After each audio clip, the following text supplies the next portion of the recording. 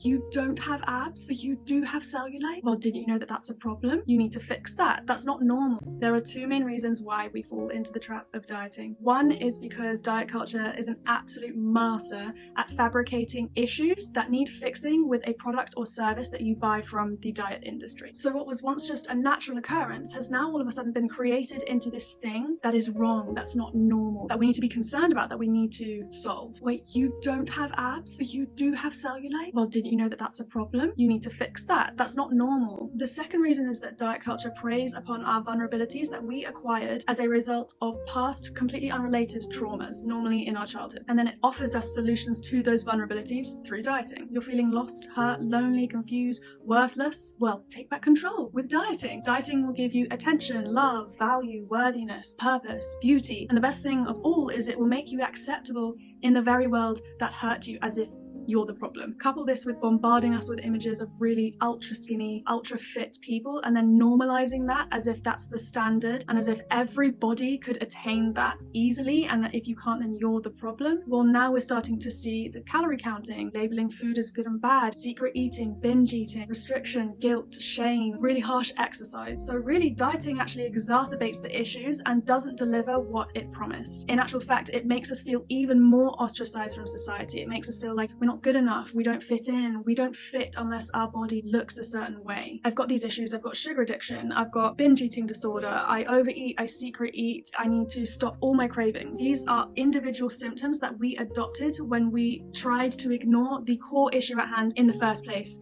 through dieting. So all issues have an emotional root that is fertilized, if you will, by our subconscious feelings, fears, thoughts, emotions, habits. In other words, those surface level symptoms are driven by deep-rooted emotional past traumas and the meanings that we have attached to those traumas. And so you can't just alleviate deep emotional root cause issues with surface level logical thinking. That's like trying to do a deep sea dive with a sailboat when actually you need a submarine. Similarly, trying to change each individual symptom one by one is kind of like going to a tree and picking off the fruit one by one in hopes that it will regrow different fruit the next season. You don't have abundance blocks, you don't have a lack of willpower or discipline, you don't need the latest hack, and you also don't just need to unfollow people that don't inspire you or read all the self-help books. Whilst those things are undoubtedly beneficial for a lot of people, they're still surface level work and they don't address the core root issue at hand. And even if you did do all of that stuff, it would take a lot more work over a much longer period for you to start seeing the results that you want, and we don't have a lifetime to wait for them. It will compound over time because, like anything you practice, you get better at it and your mind learns by repetition. So